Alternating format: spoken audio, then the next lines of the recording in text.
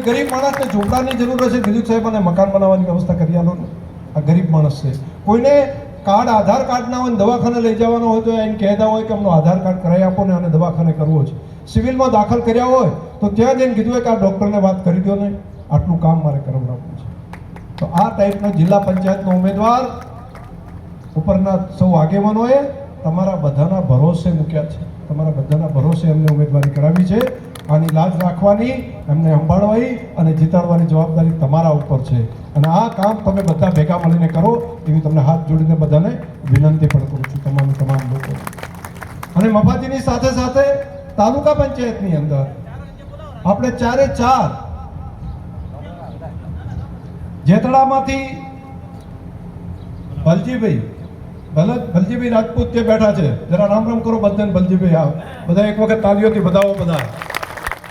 તો ભલજીભાઈનો પણ પરિચય, એમના દીકરા પણ ઘણા વર્ષોથી એમપી સાહેબને અમારી સાથે ત્યાં બેંકમાં ઘણા વર્ષથી સબજીભાઈ કામ કરે અને મેં જોયું છે, સાથે રહીને કામ કરવાવાળા માણસ છે અને ખૂબ સારા આગેવાન છે. આપણે એમને પણ ત્યાં આગળ બધા પૂરેપૂરું મતદાન કરીને આપણે વધારીએ. હું હમણાં જ ઓખાબેન વાત કરતો હતો, મેં કીધું તમારા ગામમાંથી બાકી બધાએ કીધું છે કે બરાબર છે, ચિંતા ના કરશો, ખૂબ સારા વાના થશે, ખૂબ સારું પરિણામ બધે મળશે. ગામ તો એક છે, આજુબાજુમાં તો બધા ગામોએ મદદ કરી છે. ખૂબ આભાર. જેતડાની અંદર તાલુકા પંચાયત આસોદર, લાલજીભાઈ ક્યાં ગયા? આપણા લાલજીભાઈ છે, બેન છે ત્યાં.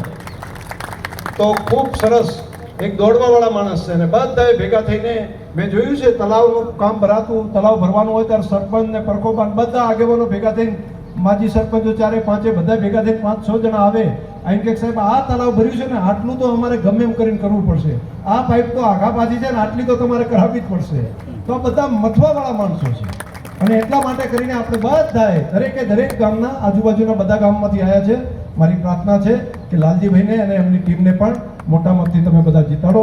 બધા ગામોને તમને બધાને 3 ગામને મારી વિનંતી છે. ત્યાં સાથે આપણું લુણાવા, જેની અંદર પરખાજી માળી એક નીવડેલા આગેવાન છે અને બધાએ 2 ગામોએ ભેગા 3 ગામોએ ભેગા મળીને બધાએ નક્કી કરીને કીધું કે ભાઈ પરખાજીને જીતાડો. બધાએ ભેગા સર્વસંમતિથી એમણે નામ આખું લુણાવા ગામે પણ સર્વસંમતિથી નામ આપીને કીધું અને બાકી આપણા 2 ગામ ભૂદેવોએ પણ બધાએ ભેગા થઈને કીધું અમે એકે નહીં માગીએ ટિકિટ, આખા તમારા ગામથી કરીને બધાએ સાથે મળીને એક ખોરડા હોય કે બધાએ કીધું કે ભાઈ આગેવાનને અમે બધા ટેકામાં બેઠા છીએ અને તમે અમને જીતાડો. તો મારી તમને ભુરાજી ચમડાજીયા, ભુરાજીનો પણ ખૂબ દોડતા આગેવાન છે, ખૂબ સરળતાથી રહેવાવાળા, મોટરસાયકલ લઈને માણસોનું કામ કરવાવાળા, દોડાદોડી કરવાવાળા માણસ છે અને કોઈ મોટાઈ નથી, કોઈ મોટું પેલું નથી. એમણે તો નાના માણસને પણ મદદ કરવા માટેનો એક ભાવ છે. તેવા માણસને આપણે બધા ભેગા થઈને ભુરાજીને પણ જીતાડો. ખૂબ લાંબા સમયથી હું ઘણા વર્ષથી ઓળખું છું ભુરાજીને પણ. એ પણ આ જ રીતે બધાને કોઈ દિવસ છલકાવાનું નહીં, કોઈ જગ્યાએ પેલું કરવાનું નહીં, આવા એક આગેવાન છે. તો એમને બધાને આ 5 ઉમેદવારોને આપ સૌ વિજય બનાવો એવી બધાને પ્રાર્થના કરું છું. બધાને મારી ખાસ વિનંતી પણ છે. અને આ કામ ખાલી ઉમેદવારોને જીતાડો એટલું જ નહીં, તમારે બધાએ જવાબદારી એટલા માટે ઉપાડવી પડે કે હમણાં જ એમપી સાહેબે કીધું ને, વરસાદ તો આવ્યો પણ ખાતામાં પૈસા બધાને આવ્યા હશે ને, તો ત્યાં કોઈ માગવાનું કોઈ કીધું કે ફોર્મે ભરવાની જરૂર નથી, એમ બધા.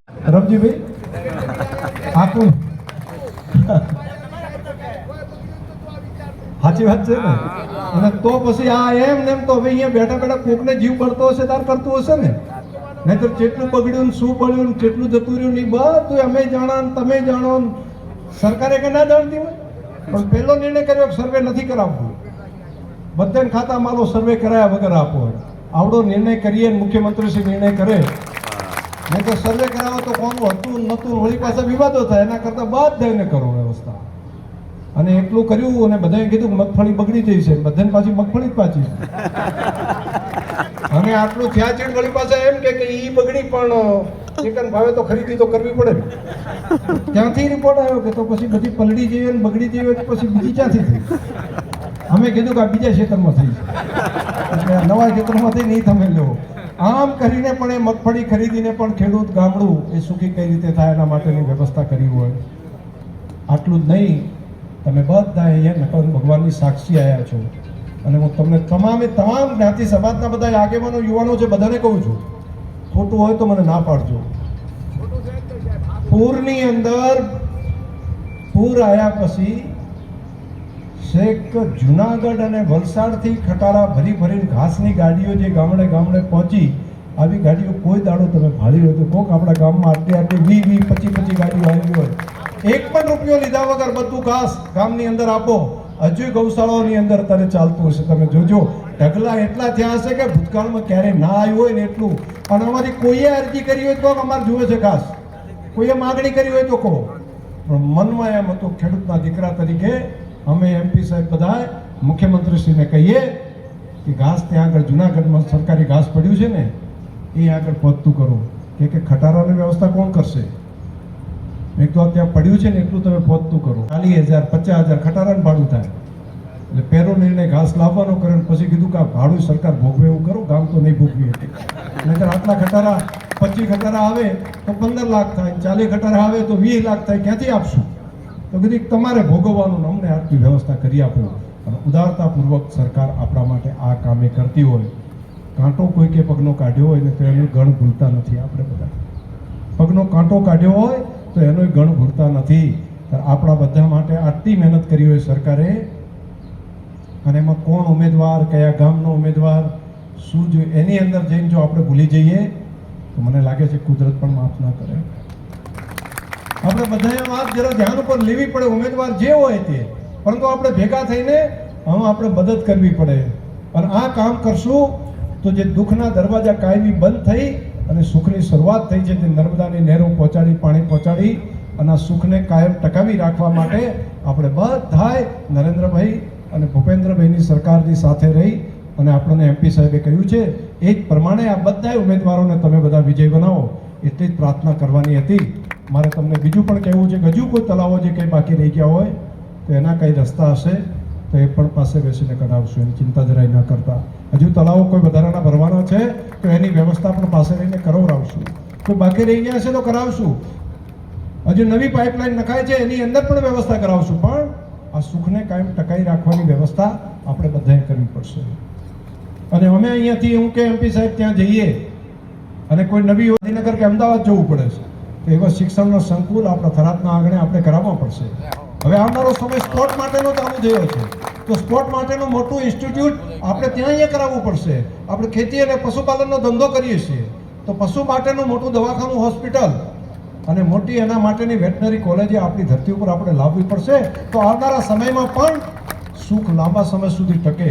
આ બધા કામ માટે એક દિવસ લગ્ન ને બાકીના કામોમાંથી બહાર આવીને પણ તમે બધા આ કામ પૂરું કરો. તમે કર્યું છે, તમે સંભાળ્યું છે અને ફરી પાછા સંભાળો, આ કામને આગળ વધારો એવી તમને બધાને મારી પ્રાર્થના હતી. બસ આટલી જ વિનંતી તમને બધાને કરવાની હતી. બીજા જે કંઈ કામો અમારા લાયક છે બધા કરશું. રોડ રસ્તાની પણ કેટલીક રજૂઆતો મને આવી છે.